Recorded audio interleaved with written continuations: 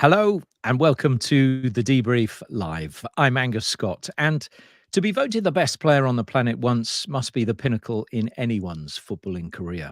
But what about picking up the trophy for a record 8th time? Surely proof, if any was needed, that Lionel Messi is the finest footballer that's ever graced the game.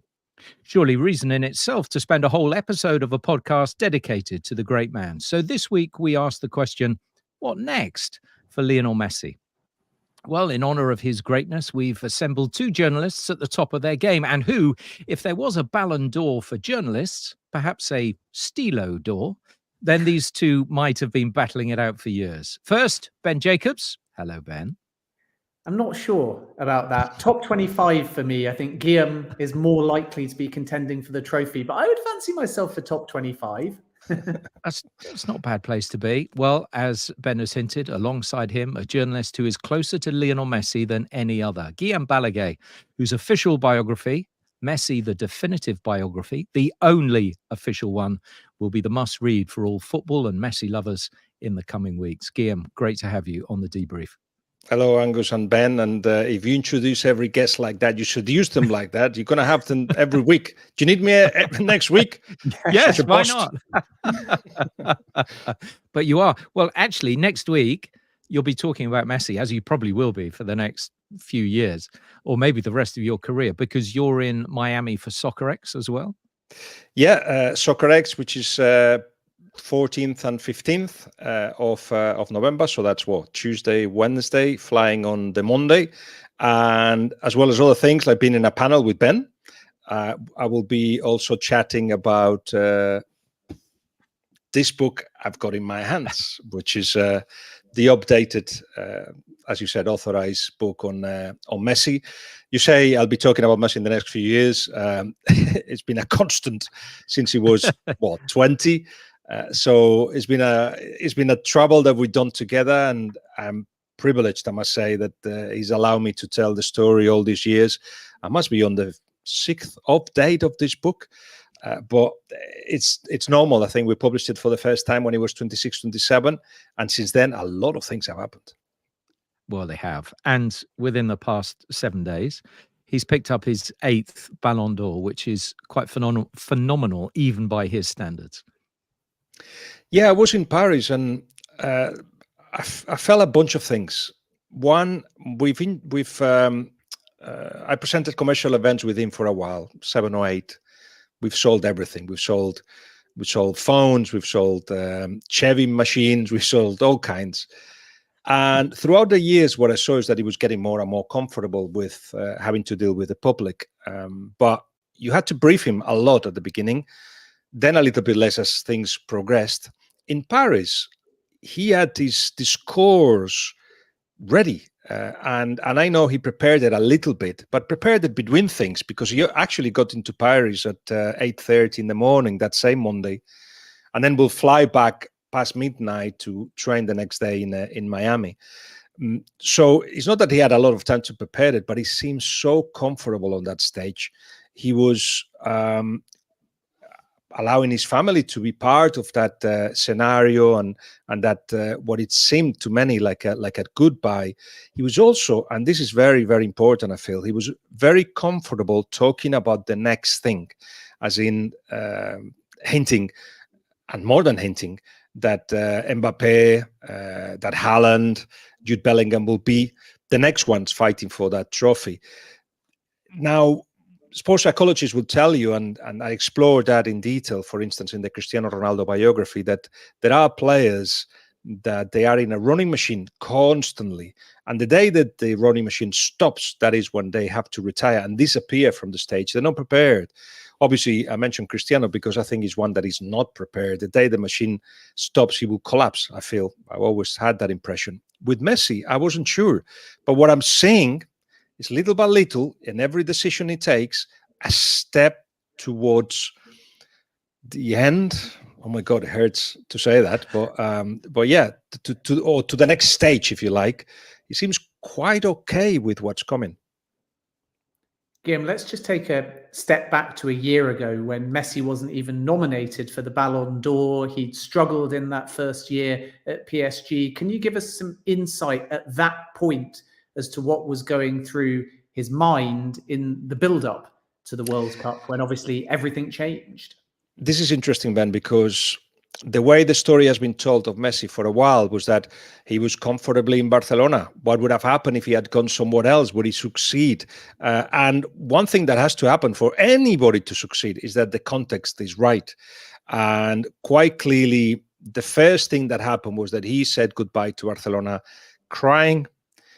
He was hurt by it. And he had to tell his kids, which was another moment of a private moment of tears. And 3 days later, he was in Paris. This is not somebody that's chosen the next step. This is somebody that has had to take the next step without being prepared for it in a way.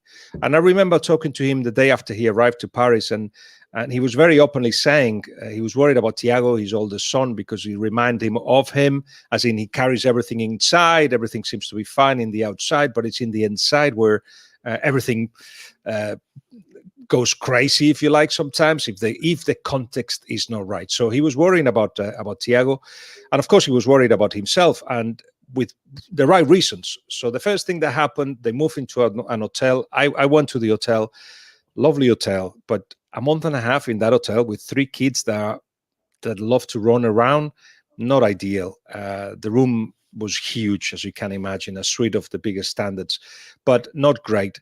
Plus, he had to travel an hour and a half sometimes to training with a lot of traffic, you know what Paris is like, and then coming back, not great. Plus, he had COVID, a COVID that was very, very hard to recover from, even when he had the medical go-ahead to train, he couldn't breathe properly, and he got an injury as well. So all in all, it was not an ideal start to his time in Paris. But also, as he found a house and it seemed like everything was kind of settling, there was that impression that I told you, is this my place in the world? And obviously, having been in outside Barcelona by the sea, where they could just go out and enjoy themselves, and they knew all the places to go, and there are restaurants, Argentinian restaurants even, that know him very well and his family, etc., to a place that he had to discover. Now, it just didn't fully work. Pochettino got the best out of him, I felt, in the system that was used. But at PSG, you know what it's like. It's Champions League win or disaster. And eventually, if Luis Enrique had arrived earlier, I think he would have a chance to convince Messi to stay. But it got to a point where the roads had to separate, and Messi had to move on into the next thing, which I'm sure we'll talk about, which in theory was going to be Barcelona. Yeah, which is interesting, Guillem, when you say this, because you say how happy he is and how content he seems to be with dealing with people. So what do you think has actually been the change? Has it been he's now a World Cup winner? He's got that off his back? Because he doesn't need an 8th Ballon d'Or. That's clearly not making happy. Is it that he feels comfortable in Miami? Is this a city that he's happy with, or can we literally go back to that night in Doha, and he's lifted the trophy and he's thought, that's it? Depending what you're talking about, if you're referring to his relationship to the world and to the audience and in public events, that has been a process in which a lot of people around him, the closest people to him, have tried to help. They try to tell him how to say things, how to approach things, the intonation, a lot of things which he basically has taken on board. Why is he the best player in the world in history? Because he has absorbed, through the knowledge of his own football culture, the Barcelona football culture, through losing, through competing, he absorbs all that. And the same in relation to his other side, which of course is not the one that enjoys the most, but he has to do. He realizes that. I mean, he's on social media. Leo Messi. If 10 years ago or 5 years ago I told you this is what he's doing, like him, well, yeah, and he's embraced it. So he knows this is part of it. If you're referring to his professional side, as in his footballer's side, is he in a good place? Does he feel that he's done everything? There is a moment when he wins the World Cup where he looks into the stands and he says, "Ya está, it's done, all done now." When he wins the World Cup, and it didn't really refer like that's it and now retiring, but he was actually saying after all the hardship, after all the defeats, that's another way you can tell the Messi story. He was the best, but with Argentina he didn't reach that level. Well, after all that time where things weren't going his way, finally he got what he wanted, the dream that he had. Perhaps, not perhaps, bearing towards the end of his career. Now, and this goes with the question of what next for Messi. He gets to that point in Doha, and he says, that's it. But then they start playing with him and his mind. It's like, well, this Copa America is a time to celebrate, isn't it? One more year. All right, let's do that. I've got the impression, this is me, and the wish of some family members of Messi, that once the Copa America is over, they'll go like, listen, you don't have to go to the qualifiers if you don't want to, but you are only 6-7 hours away from Argentina if you want to do the home ones anyway for the next World Cup. And then it's only 2 years, but you don't have to come to all the qualifiers. Maradona did that at the end. And he may have another World Cup in him. But that's me dreaming. Yeah, we'll come on to the World Cup in a moment. Messi's obviously on record as saying it's quite a long way away, but he hasn't categorically ruled it out. And once we've heard from Fabrizio Romano, we'll start to look forward to his future. But I want to delve in first, Guillem, to the drama around the move to Inter Miami. We had PSG post-World Cup going from optimistic to pessimistic. We had the spin machine of Barcelona putting out all kinds of things, but it was more smoke than substance. We had Saudi Arabia, who at one point had a private jet on standby to whisk him over for the formalities, and yet he joins Inter Miami. I know you could write a whole book on that saga alone, but talk us through the context around Messi's move to Inter Miami. Well, you've done it very well. Basically, Luis Campos and Jorge Messi had, should we call it an agreement in principle, after meeting in Qatar. It seemed like everybody was on the same page. But then something changed from PSG point of view. All of a sudden, the project was different. All of a sudden, they wanted to get rid of Neymar. They weren't sure about Mbappé. The idea was that because of financial reasons, but also for political reasons, they decided to have more French players, more players coming through the academy.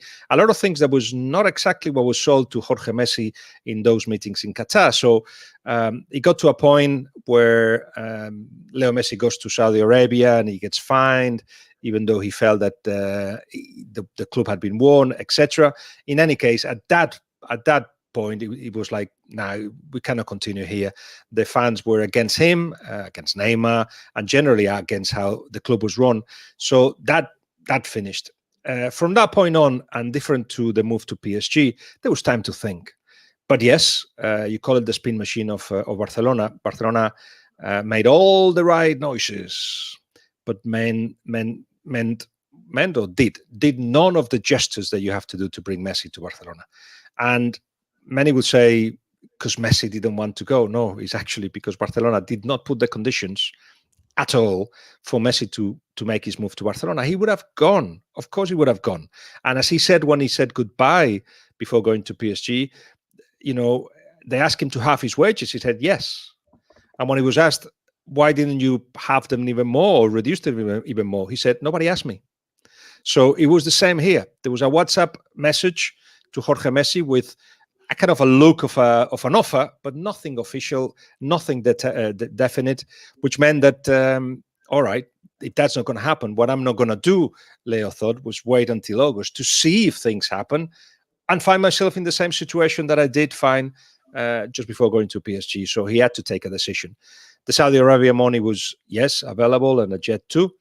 But basically, that was at the time of thinking, what do I have to do next? Leo thought, you know what? If I reduce my pressure a little bit, but I still can compete at a good level, and I can do it perhaps closer to home, or home being his childhood home, because I think home now is Barcelona in his mind. But in any case, with a project that goes beyond football, he's attracted to that as well. All that meant that Inter Miami had the upper hand, even though 2 weeks before he actually decided that that was the way to go. Not even Inter Miami knew about it. So yes, there had been conversations and everything was put in place, but we still needed Leo to say, okay, let's do that. And eventually that's what he did. And even now, there's talk of a loan move to Barcelona in the new year. Is that a load of nonsense and something that actually Lionel Messi would avoid at the moment? Nonsense, and he already said no to it. There's no more. It's just rubbish. It's the typical story that happens when somebody is in the MLS and others have done it. Why not now? And of course, with the Chinese tour, it would have been even more difficult. Now, no Chinese tour, but it doesn't matter.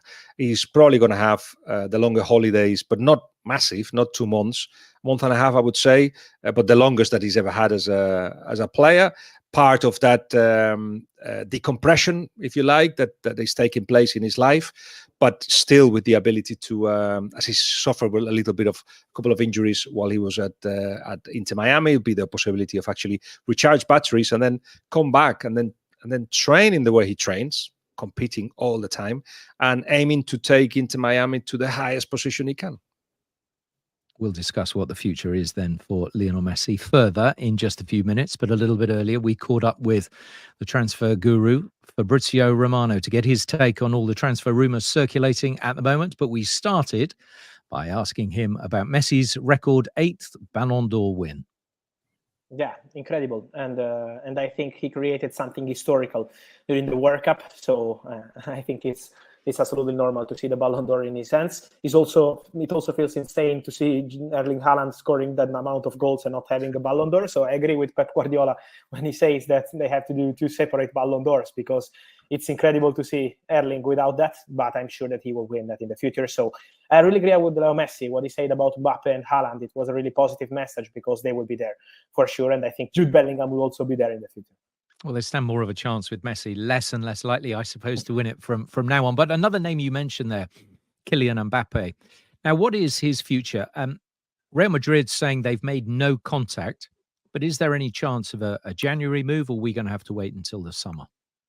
No, at the moment, from what I'm hearing, for January, there is nothing at all. That never say never in football, but really in this moment, there is nothing at all. And I think it's really unlikely because Mbappe is only focused on Paris Saint-Germain, because we still remember in the summer, the situation, especially in July, was really tense between Kylian Mbappe and Paris Saint-Germain. Then they were able to fix the situation at the end of August. Then to be now again in a fight between PSG and Mbappe is something that I don't see possible. So they're in a very good moment, positive moment at Paris Saint-Germain. They don't want to change this story in January. So I think Real Madrid released that statement because, from what I'm told, they know that nothing is going to change now in November, in December, or in January. They know that this Mbappe story is going to be decided in the next month. So something like February, March, April, not now. And so they didn't want to have a tense situation again between them and PSG, or between PSG and Mbappe. They want the situation to be normal because that's the reality today. And then to discuss that story in the first months of 2024. Fabrizio, let's move on to Manchester United. Jadon Sancho's future is up in the air. How likely is a January move at this point, if you had to put a percentage on it? And any further information as to where his next destination may be if he leaves?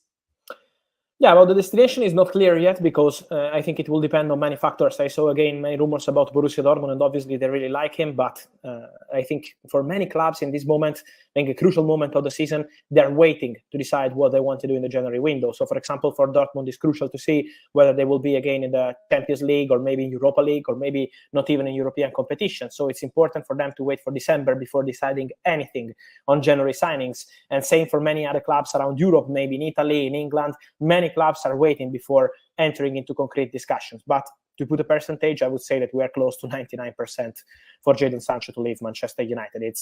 It's a really complicated situation. Nothing is changing. I think that 1% left is in case Jadon decides to apologize, to speak to the coaching staff, to the teammates at Carrington in a very special way. Okay, in that case, this could change. But it's almost 2 months now and nothing has changed. So the feeling of those internal sources at Manchester United and same those close to the player is for Jadon Sancho to leave in the January window.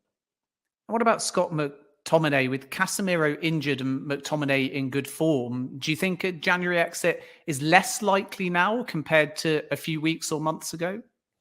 Yes, I think for Scott McTominay, the situation has always been the same for almost 1 year now. For Man United, it's very clear. In case they receive a really important proposal, he could be on his way out because he's not untouchable for Man United, but has to be an important proposal. They rejected almost £30 million from West Ham in August, so they want big money for McTominay. Otherwise, they're very happy to keep him, to have him as part of the rotation. He's very professional, very serious. He loves the club, and so at Man United, they're very happy with him. So being untouchable is something different, but he's a player that they really appreciate and Ten Hag really appreciates. So they're not desperate to sell McTominay, and I think he has a chance to stay at the club till the end of the season. As you mentioned, with Casemiro injuries, not the best season for him till now. So I think they're very relaxed on McTominay. In case they receive big money, that could change, but at the moment, they are very happy with him. And Marcus Rashford has called stories linking him with a move away from Old Trafford as, quote, malicious rumours. What can you tell us about Rashford's future and the relationship between the player and Erik Ten Hag? No, the relationship remains very good, has always been very good. Marcus Rashford knows that Erik Ten Hag was really important for him last season, as he completely changed the feeling around Rashford. It was a difficult moment, and Erik Ten Hag did an excellent job together with his coaching staff to change the career of Marcus Rashford after a fantastic season. Then he extended the contract, and it was absolutely crucial for Rashford and for Man United. So at the moment, I am not aware of any kind of negotiation or any kind of opportunity for Rashford to leave Manchester United. The last contact was almost 1 year and a half ago when Paris Saint-Germain wanted to sign him, but then nothing happened because for Ten Hag, he was absolutely untouchable. And I think for Man United, nothing has changed. We had this birthday story in the last 7-10 days, but they fixed that story internally with a direct discussion between Ten Hag and Rashford because the relationship is very good. So Rashford immediately apologized. There was no serious issue, no serious problem, and I think there is nothing else to say, just that Rashford and United are in a good position. They know that they have to change. Rashford has to change number of goals. They want him to score, obviously, more goals, but at the moment, no issues. Fabrizio, let's move to the other side of Manchester and look at Calvin Phillips again. What's his most likely destination in January? And is that likely to be a loan or a permanent move? Look, at this point, it's not clear yet, really. It's not something that is not decided. Also, speaking to some sources in the last 2-3 days, it's not decided because they want to take their time. And it's the same as we mentioned, for Jadon Sancho. For example, Newcastle for sure are going to look into new midfielder in January after what happened to Sandro Tonali, and Calvin Phillips is a player they appreciate. But before deciding how much they want to invest in January, what kind of player they want to sign, the level of the player is crucial for them to understand whether they will be in Champions League, Europa League, or not. So in that group, the situation is really tense till the end for Milan, Borussia Dortmund, and Newcastle, and obviously PSG, but they are in a different position. So for Calvin Phillips, there are multiple opportunities. Newcastle is one of them, but not the only one. There are also other opportunities. For example, Juventus are looking for a new midfielder, and Calvin Phillips is a player who could be on the move in January. So they are aware of the situation, but at the moment, Juventus have not started concrete talks with Man City or with the agents of Calvin Phillips. They just know about the situation, but they're not working on a deal. It's Spurs against Chelsea tonight. Are either of those two sides any further forward in looking for strikers? Yes, for Chelsea, it's a priority. For Chelsea to get a new striker is an absolute priority. Then it's not so easy in January to find the right player, because we know that they like to invest on young players, but it's not easy to find a young, talented player at Chelsea level in a January transfer window. For sure, they like Ivan Toney. He could be one of the options, but he's not super young. So let's see how much they could be prepared to invest on a player like Toney. Victor Osimhen is absolutely a player appreciated by people at Chelsea. But as we always mention here, Napoli are not going to make it easy. Napoli want to keep Osimhen at least till the end of the season. And so I think a January move is unlikely and really complicated. And so let's see what they can do. But for sure, for Chelsea, new striker is one of the priorities in 2024. And for Tottenham, it's about opportunities. They're very happy, obviously, with what they're doing with Ange Postecoglou's work. So they are not desperate to bring in a new striker in January. If they find the right opportunity, that could be the case. Otherwise, they're very happy with the squad they have. So I think they will discuss January signings with that spirit. If we find the right player, the right opportunity for the correct fee, okay. Otherwise, we are very happy with what we have. This is the idea and the general mood at Tottenham. And let's remind once again that they are still following Santi Jimenez at Feyenoord. There are many clubs monitoring that boy, but Tottenham scouts know the player very well. And so that's it. Just a quick word, Fabrizio, on Kevin De Bruyne to Saudi Arabia. We know he's been on the wish list for 2024 for quite some time, but is anything concrete developing? Not yet, but what we can say is that from what I'm hearing, even before the Champions League final this year, from Saudi, they approached people close to Kevin De Bruyne to try to understand if there was any chance to discuss a summer move. And in that case, it was a no from Man City and Kevin De Bruyne because they wanted to continue together. Now they're not negotiating from what I'm hearing. So it's not something concrete yet at this stage, also because it will be something for the summer. So I think it's way too early before knowing the plans of Man City, the plans of Guardiola, the plans of De Bruyne. There are too many factors before mentioning that as a concrete deal, but at the same time, the interest has always been there, and we know how they work in Saudi. If they appreciate a player, they like to return and insist, and I think this is something that could happen in the summer, that they would return and try to negotiate again for Kevin De Bruyne. Fabrizio, let's just squeeze one more in. Terrific scenes with the Copa Libertadores and Marcelo winning with Fluminense. Now, more importantly for Liverpool fans, the midfielder Andre, and him almost sending out a message, come and get me.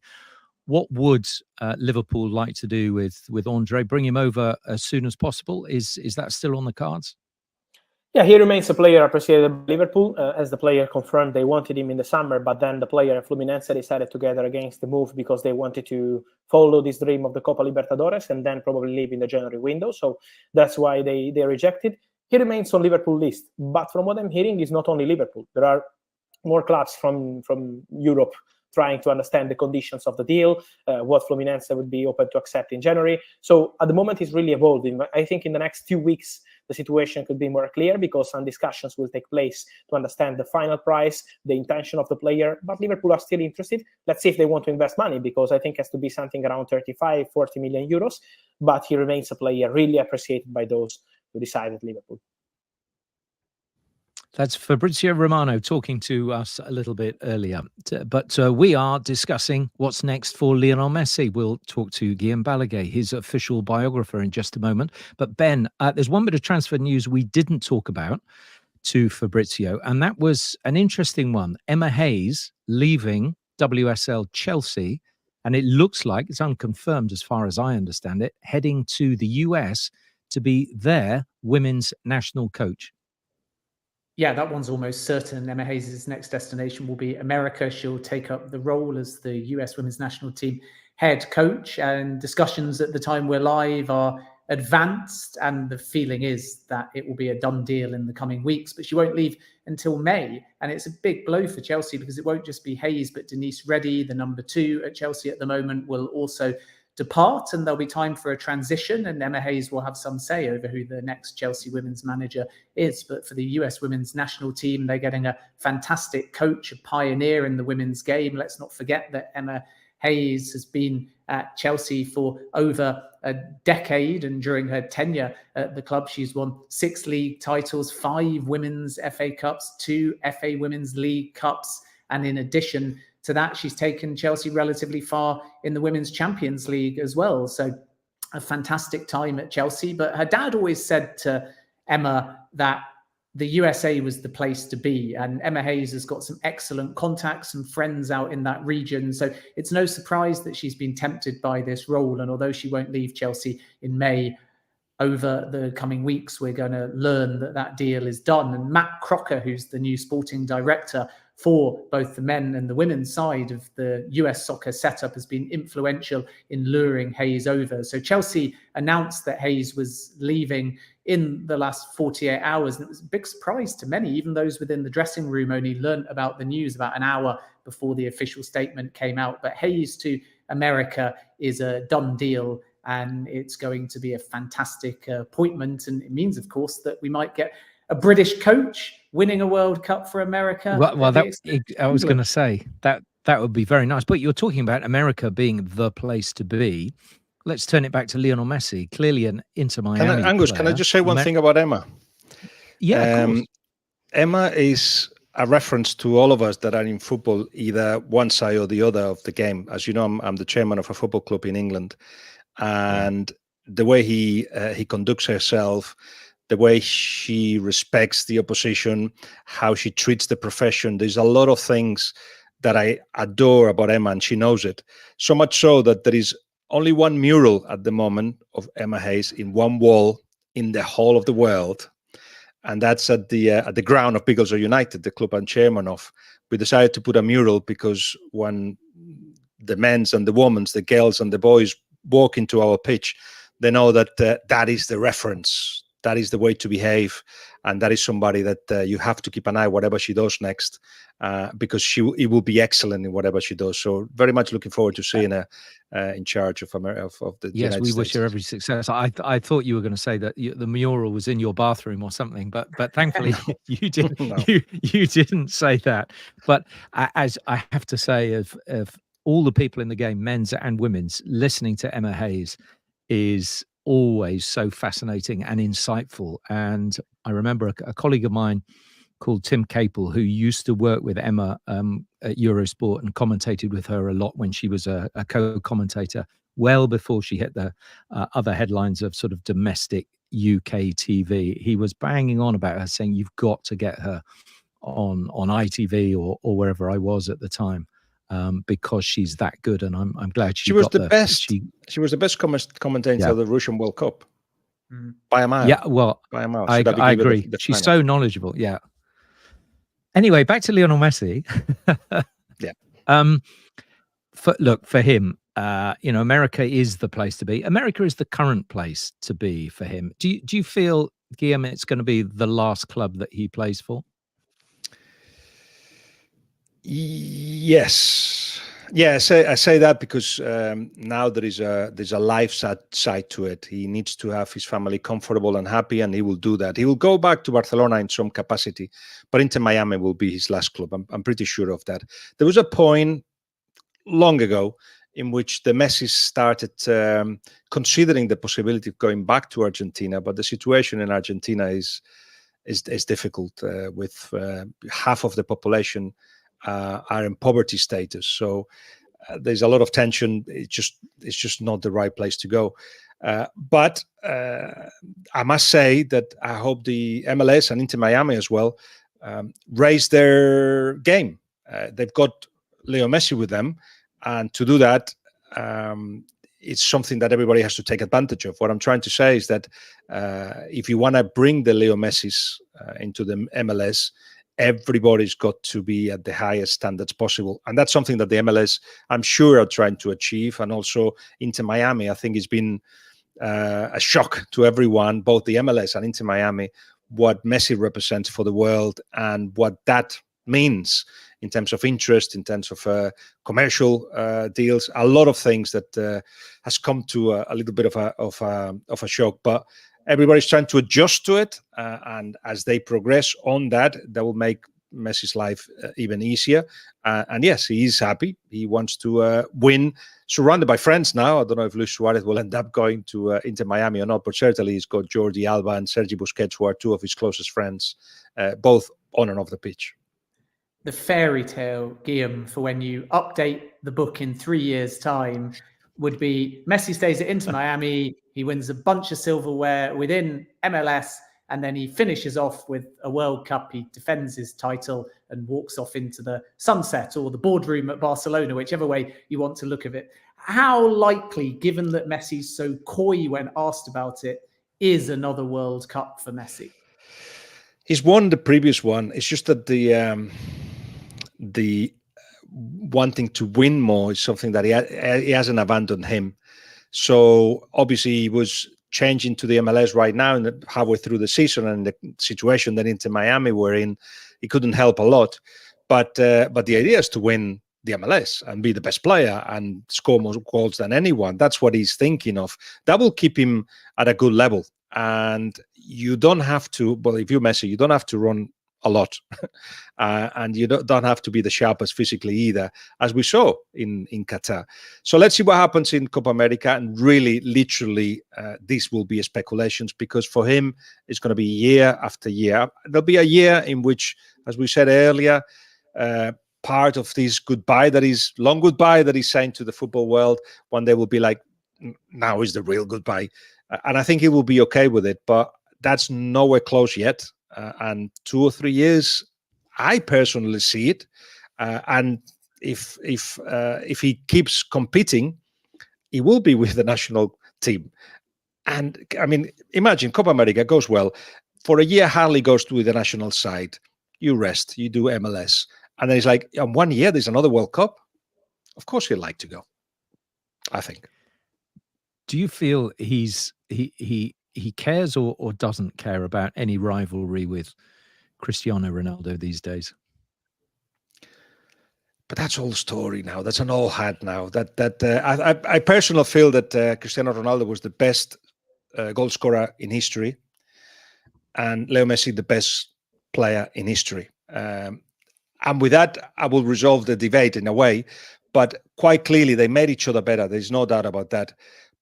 But I meant what I said on Monday on the Ballon d'Or, which was the Messi and Ronaldo era is gone, is over. I think Ronaldo now is struggling with his body and consistency. Not a problem. It happens when you are, 38. But the new era includes Mbappe, Jude Bellingham, Haaland, and Messi. Because imagine for a second that they win the Copa America, and this is a big thing for Argentina, of course, trying to win it again. And with Inter Miami, he does very well. He was already the first player in history of the Ballon d'Or to actually be away from Europe and win it. Who's there to say that he doesn't win it again, or at least becomes one of the top 3 players in the world again? So maybe Haaland, Mbappe, and whoever else, Jude Bellingham, they will have to wait a little bit longer to get their hands on the Ballon d'Or. But you think he would definitely play in the Copa America? Oh, yeah. I mean, he's got it in his head that he wants to win it, not just play it. Copa America is the next target. Copa America is one of the reasons as well, but why he's got no interest in using the month and a half that he's got to rest to go anywhere else. And the least of all, Barcelona, after what happened in the summer. So it's about resting and preparing himself for what it could be his last international tournament, or maybe not. So again, when we look at that balance between Inter Miami and Copa America, and also just general game management, so Messi has longevity, give us a little bit of insight as to the balance between club expectations, MLS expectations versus Messi, because you would think there'll become a point in the next 12 months where Messi is driving his minutes and Messi has goals that are beyond just Inter Miami. And yet, as we've seen already, there's high ticket prices, there's high expectation, there's slightly unfair outrage if Messi isn't picked in games, isn't starting in games, because people are paying a lot of money to see the Messi show within MLS. Do you see Messi being in full control of his own calendar, regardless of what games and what minutes Inter Miami want him to play? There are things that you don't need to discuss. It takes me back to when he was 21 and he wanted to be with Argentina for the Olympic Games, and Barcelona didn't let him because they were in the qualifiers of the Champions League and the dates coincided. This was the first summer of Pep Guardiola with Barcelona, and Pep didn't need to ask Leo what he wanted to do. He knew. So basically, he went to Laporta, Pep Guardiola, and said, let him go. Let him go, because if we let him go, he's going to owe me something. He's going to owe the manager something. So Laporta said, okay, hesitantly said, yeah, okay, let him go. And not only he went, he actually got the golden medal. And yes, if Leo felt that Pep Guardiola understood him, Tata Martino is going to be the same. Tata will know that that he wants to play in the Copa America. It doesn't mean that he's going to reduce his time with Inter Miami. It means that the season is going to be longer, which then has to be played in terms of, Inter has got, like all the big clubs, I've got all the facilities to actually get him in a machine and say, look, he's on the verge of an injury. He's got to rest. And he's on the verge of total exhaustion, and he's still got 3 months left of the competition, including the summer competition. And then they will have to work on that. But I think everybody will understood that that's the case. I don't know of him ever to actually not play to actually be fit for Argentina. He's never, ever done that. I don't think he'll do it again. How would you describe your relationship with him? So it started very early because I saw the potential. I was told of the potential. And basically, he needs to be surrounded by people that he trusts. So the same people that have been looking after him for 15 years, Pepe Costa, for instance, who's always next to him, will continue with him. His dad is his agent, has always been. His girlfriend is the girlfriend that he had when he was 11. The PR machine is done by the same people that have dealt with him for the last 10 years. And I straight away, once they decided to do the book, I remember the first answer from the Messi entourage and family was like, no, we don't help anybody to write anything about Leo. I said, well, but people know two things about Leo, and in Argentina and Spain more perhaps, the rest of the world not so much. So they went, oh, okay, well, you go and see what happens. They were so happy with the book when it first came out that they said, look, you want to call it authorized? Go ahead, call it authorized. We're happy with the work. And after that, it was like, Guillem, we got to present a commercial event. You want to do it? Yeah, let's do it. So I've kind of gone into that small circle that is close to Leo. He's always been very good to me, and his dad as well, his family. And now I feel in that privileged position of being able to come out with more stories within the authorized book that perhaps you haven't heard of, and certainly takes his side of the story, which he knows that at some point he's got to put it out. Sometimes he does it with interviews, sometimes he does it with the book that we keep updating. I think as you touch upon, Guillem, you have that relationship, so you know a great deal about Messi off the field, but many people won't really understand too much about the personality because he's quiet, he doesn't do that much media, he does his talking on the football field. So what, in your opinion, knowing him better than most, might be next for Lionel Messi? Is he more like David Beckham, who could own a club, who could develop a brand? Is he going to be different in retirement, more open, showcase more of his personal life? Is he a coach? Is he a manager? Is he a sporting director? Is he an ambassador? If he goes into a non-football role, what's next? Next, once he finishes with Inter Miami, is to go home. And I think home for him is where his three kids were born, which is outside Barcelona. He's got his house there, loves it. Life is quiet, can come out and walk around, and he doesn't get bothered. That is for his life. And next to it, he will join Barcelona. And the invitation will come from whoever is the chairman at the time. There will be an homage, maybe when the new Nou Camp reopens the doors. But after that, when he retires, he would like to be advisor to the president or technical secretary. He can see talent. He has been suggesting talent for a while, to Barcelona, for instance, I'm sure for Inter as well. And then that's it. No coaching, no chairmanship, no ownership, I don't think, of a club, even though, of course, with the deal he's got with the MLS, he can keep that under his wing at some point, maybe use it. But yeah, I think he would like to bring talent to Barcelona and make Barcelona better. And of course, with him, he brings also this other commercial side of it. So I'm sure that not him, but people close to him will try to create synergies between the club and himself to make Barcelona better, maybe even to get Barcelona out of the mess they're in. I think that's what's next for Messi. Is there any possibility this time next year he'll have picked up a 9th Ballon d'Or? It'd be hard, but as I say, the problem with the Ballon d'Or is that it's very Eurocentric. If you actually win the Copa America and you win the MLS with Inter Miami, maybe people wouldn't appreciate it as much as he should be appreciated. But if people have been reminded that he's still doing it and winning things, what's the likelihood that he will be, anyway, top 3 and stop Jude Bellingham or Haaland or Mbappe actually getting into that top 3? So I wouldn't fall asleep if I was them. Winning it would be a little bit hard. Yeah, Ben, for you? Not next year, but if he wins the Copa, or if he's still around in 2026 and Argentina defend their World Cup trophy and he scores 50-plus goals in an MLS season, then absolutely, he's going to get nominated again for a Ballon d'Or in the next 2 years, presuming he's still playing. He's probably going to get a top 15 finish regardless. And as I say, if he wins something on the international stage, then I would say that a 9th Ballon d'Or is not impossible. But I'm a sentimentalist, so I would say that. Well, we all are. I mean, yeah, exactly. We all are. We've all just got to cherish the time we've got left watching him. Look, if you, like I, Guillem, we're sitting in Lusail Stadium watching the most unbelievable performance in a World Cup final, and from Kylian Mbappe as well, for goodness sake.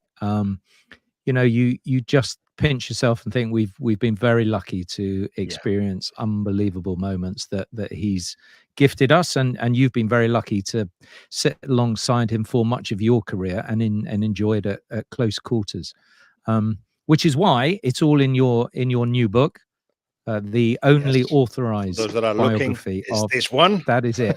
That's the one. It looks like that one. So when will it be on our shelves, Guillem?